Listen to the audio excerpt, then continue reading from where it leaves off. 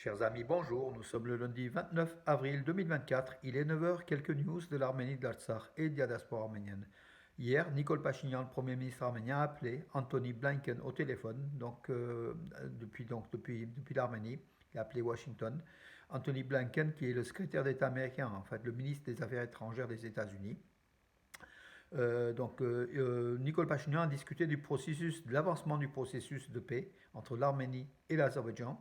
Il a aussi affirmé que justement la démarcation frontalière dans la région de Tabouche se poursuivait que c'était quand même quelque chose d'important suite aux accords d'Almata de 2021 garantissant les frontières de la République d'Arménie. Voilà. Il a aussi présenté à Anthony Blinken le plan Carrefour de la paix, organisé mis en place ou proposé par le gouvernement arménien. Voilà, donc le chef de la diplomatie américaine comment dirais-je, a validé le plan de l'Arménie en tout cas. Nicole Pachinian a remercié les États-Unis pour le soutien important à l'Arménie et notamment suite à la rencontre de Bruxelles le 5 avril où justement les États-Unis, l'Union européenne ont affirmé fort leur soutien à l'Arménie à tous les niveaux. Voilà. Et il a aussi dit qu'il n'y avait pas dans les discussions de Bruxelles, il n'y a pas de secret comme l'Azerbaïdjan et la Russie affirment, entre l'Arménie et les États-Unis, il n'y a pas de plan secret militaire, notamment. Voilà.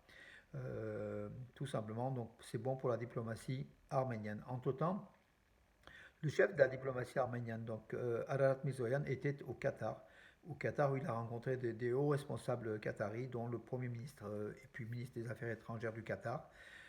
Il a présenté aussi le plan de paix de l'Arménie. Il a présenté aussi tous les efforts de l'Arménie à la décision du gouvernement arménien de se rapprocher du monde arabe, du monde du Golfe, voilà, avec le Qatar, mais aussi l'Arabie Saoudite et d'autres pays. Voilà. Donc l'Arménie a une politique ouverte envers tous les pays du monde arabe et puis tous les pays pratiquement. Frontière arméno-turque. Donc l'Arménie va transmettre à la Turquie ses projets concernant la restauration du pont d'Ani sur la rivière d'Arhoulian et de la frontière en Maraga Alijan le point frontalier est prêt à fonctionner d'après l'Arménie, d'après le ministère des Affaires étrangères d'Arménie. L'Arménie présentera aussi à la Turquie le plan de reconstruction du pont sur la rivière Arhoulian entre la région arménienne de Chirac et en face Ani, la capitale arménienne des Bagratites de l'an 1000. Ce pont qui est un pont historique qui est détruit aujourd'hui.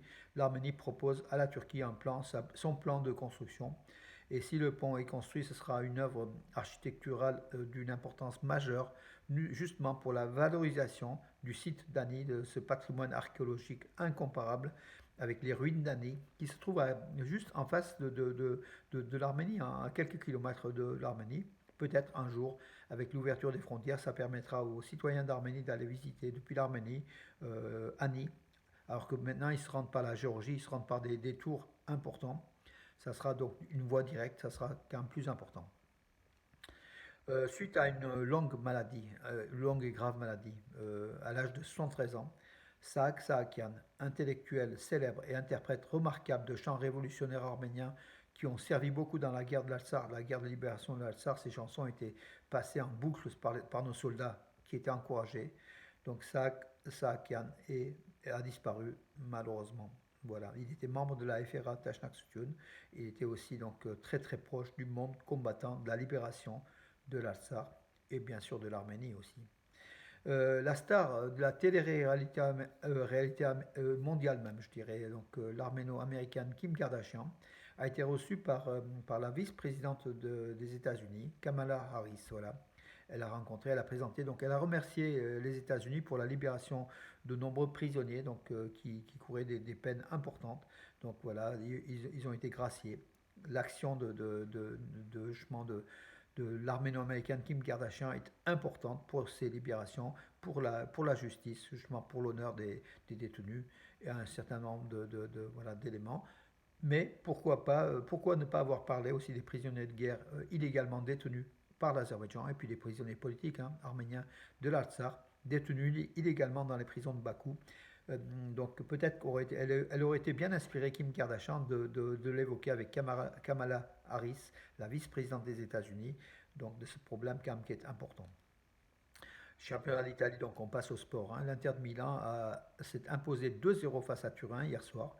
Donc l'Arménien Henrik Mkhitaryan, l'ex-capitaine de l'équipe d'Arménie, a réalisé pour le premier but de l'Inter de Milan une passe décisive au Turc, à l'international turc Hakan Çalhanoğlu. Voilà, donc en fait, sur un terrain de football du moins, Arméniens et Turcs s'entendent très très bien, surtout s'ils sont dans la même équipe. On l'avait vu aussi à Borussia Dortmund, hein, Borussia Dortmund, où, comment dirais-je, où Henrik Mkhitaryan côtoyait des joueurs d'origine turque et que ça se passait très très bien. Également à l'AS Rome, hein, où il côtoyait un international turc. Donc voilà, donc sur un terrain de football, quand il n'y a pas de politique, tout se passe bien entre Arméniens et Turcs, fort heureusement d'ailleurs, hein. Voilà. Alors, l'Église arménienne a célébré hier la fête de l'apparition de la Sainte Croix. La Sainte Croix, donc, avec une relique donc, conservée au musée d'Echmiadzin qui a été sortie pour aller donc, à l'église Sainte Croix d'Arapkir dans la région d'Ararat où il y a eu une messe, justement, une fête, la fête de la croix de l'Église arménienne qui a été célébrée. Voilà. Elle a une histoire importante, hein, cette croix. Pourquoi la fête de la Sainte Croix? Parce qu'en 351, à midi, une croix de lumière fut visible dans le ciel depuis le calvaire jusqu'au mont des Oliviers à Jérusalem. L'évêque arménien Gurer de Jérusalem a écrit une lettre à l'empereur Constantin de Constantinople à propos de cette étonnante vision. L'empereur Constantin de Constantinople donc, il a considéré ce phénomène étonnant comme une preuve de la véracité de la foi orthodoxe. C'est pourquoi l'évêque Curer de Jérusalem a exhorté Constance de refuser de protéger les Ariens. Voilà, donc depuis l'Église fête justement cette fête de la croix et justement en Arménie, comme d'ailleurs des reliques de l'Arche de Noé, hein. Donc voilà, l'Arménie, et comme aussi la Sainte Lance, le Geralt en fait, hein. L'Arménie, le musée arménien de Tchmazine recense des trésors incroyables, dont ce morceau de la croix, du bois de la croix où Jésus-Christ a trouvé, donc, a été crucifié tout simplement. La Daniva, donc au mois de mai, on en parlera régulièrement en fait, hein. C'est l'Eurovision donc avec l'Arménie représentée par la Daniva. Voilà le couple franco-arménien. L'Arménie passera donc en huitième position le 9 mai dans la deuxième demi-finale, pardon. Et la finale, ça sera donc le samedi donc après, c'est le 11 mai, le samedi 11 mai à 21h à Malmö en Suède. Bonne chance à la Daniva qui passera en huitième position dans la deuxième demi-finale. On vous informera pour pouvoir suivre en direct à la télévision et éventuellement voter. En tout cas, ils vont représenter l'Arménie de façon fièrement, avec peut-être peu de chances de victoire, mais on ne sait jamais. Donc voilà, donc la Daniva est un bon groupe, tout simplement.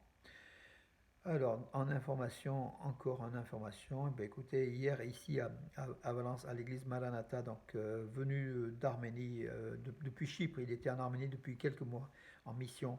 Le pasteur Luden Nassanian a rencontré des fidèles hier matin. C'était un moment d'intense communion, très très très bien, ça s'est très bien passé en tout cas. Bravo à Luder. Et pour la suite de la mission, il retournera donc demain en Arménie, où il a une mission avec les Arméniens réfugiés de l'Alsar. Et voilà, avec la bonne parole, l'Église, justement, essaye de compenser les plaies, essaye de leur donner une force morale, spirituelle, pour que, justement, les gens, dans la détresse, puissent retrouver leur chemin, retrouver leur confiance de leur vie. Voilà tout simplement mes amis pour aujourd'hui. Je vous donne rendez-vous à demain, peut-être à demain, donc peut-être puisque tout simplement j'ai des problèmes techniques avec mon PC et puis je dois résoudre aujourd'hui pour vous donner des informations.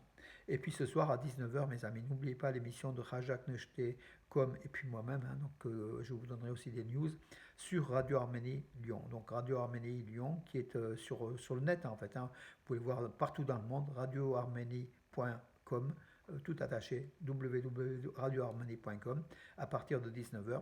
Donc Nechté, non pardon, comme, non même pas, Rajak a interviewé l'un des entraîneurs de l'équipe nationale d'Arménie d'athlétisme qui était de passage à Lyon, où l'équipe d'Arménie, je m'en s'entraînait. Voilà. Et puis il y aura aussi une interview qu'on a donc menée hier avec Rajak, avec le recordman d'Europe du saut en longueur, Robert Émillan, qui sera donné pas ce lundi, mais donc pas aujourd'hui, donc dans la semaine prochaine. Donc voilà, à attendre, ce sera une très très belle interview en tout cas, et vous verrez les propos de Robert Émillan qui sont extraordinaires. C'est le seul record détenu aujourd'hui en athlétisme par l'Arménie sous les couleurs de l'Arménie. C'est le saut de 8,86 m réalisé justement par Robert Émillan, qui est le président de la Fédération d'athlétisme d'Arménie. Il réalisé donc en 1987 à Zargatsor en Arménie, qui n'est pas battu depuis 37 ans. Et il restera encore longtemps parce que même les athlètes actuels, les sauteurs en longueur actuels, ne s'approchent pas de ce record, qui est extraordinaire. Voilà, mes amis, une raison d'être fier, notre fierté, d'aimer le sport, d'aimer l'Arménie à travers le sport, et puis d'en parler. Voilà, tout simplement.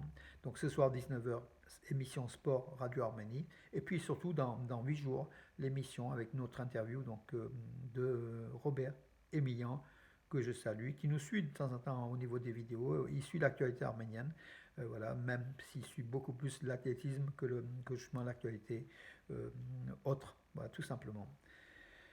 À demain, mes amis, peut-être. Bonne journée.